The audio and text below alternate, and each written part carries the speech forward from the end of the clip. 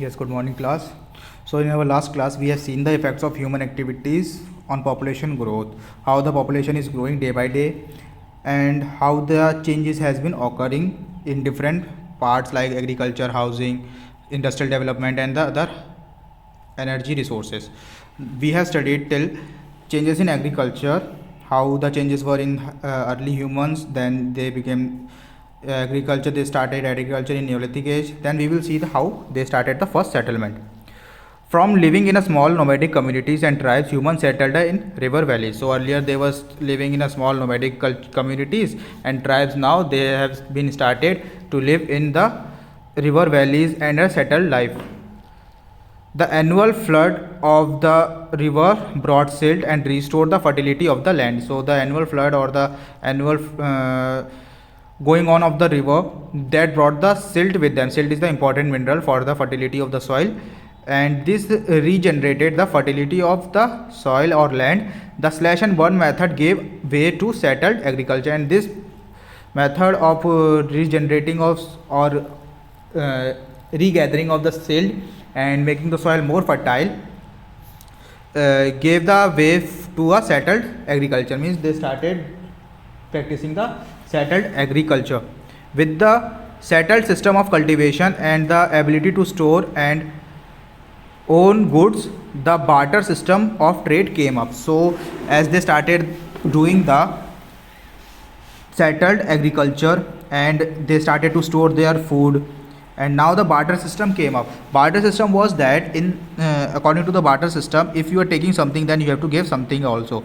Suppose you are taking 1 quintal of rice or wheat.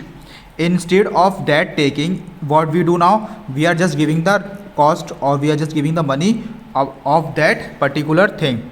But earlier in the barter system, we used to give, suppose if we are taking the 1 quintal of rice, then we will give around 1 or 2 goats or 1 or 2 camels. Like that the barter system was going on.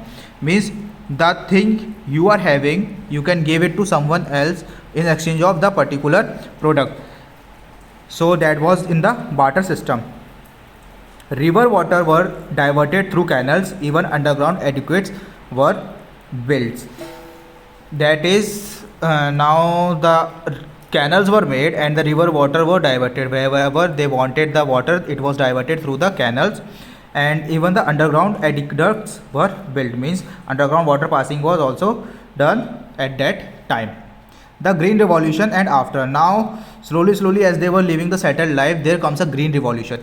Green revolution, that means between 1940s and 1960s there was a sudden change. New hybrid seeds were there.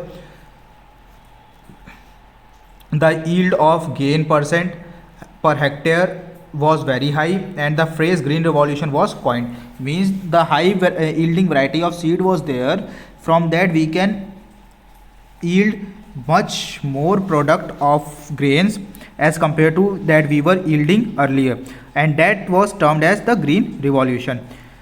But the new plants were more vulnerable to the plant diseases than native plants, and indeed chemical pesticide. Means the green revolution plant, they were very much prone to the diseases.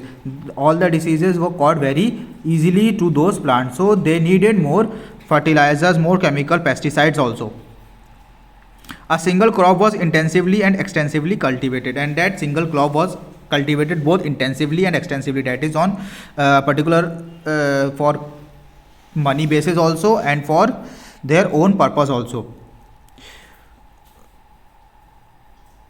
Also, instead of the traditional manure and compost, artificial fertilizers made from the fossil fuel were used. And now earlier we were using the traditional manure and compost. Now we started using artificial fertilizers that were made from the fossil fuels.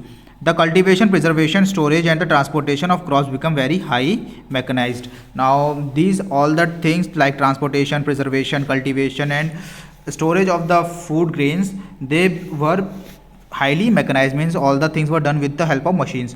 Since 1990s we have genetically modified GM crops which have been created in laboratories through biological research. Means now we have developed the GM crops which were in high yielding and that were developed in the biological research in laboratories. They are designed to resistant to certain pests and diseases. They were resistant to certain pests and diseases, means certain kind of diseases and certain pests would not affect them. Then comes the housing problem. As the population is growing, all we need is for a population is roti, kapda and makan. These are the three basic essential things that the people need. So about roti we have talked, means about the food that we have talked, how we have changed. Now comes the clothing and housing problem. So as the world population was exploding, now it was very difficult to build even 1 lakh houses per week. So it was not sufficient for those people. For those people means for us.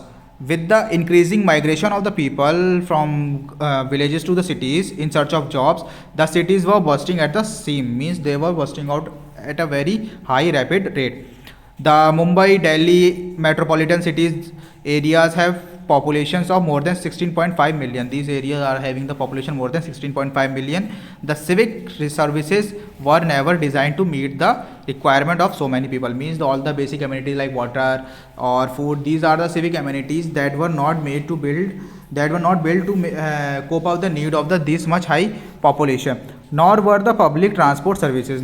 Similarly, these public transport services were also not made to for those high population. So in cities around the world, land is permitted limited and the only growth possible is vertical. Lack of proper housing has led to the spread of the slums in the developing countries.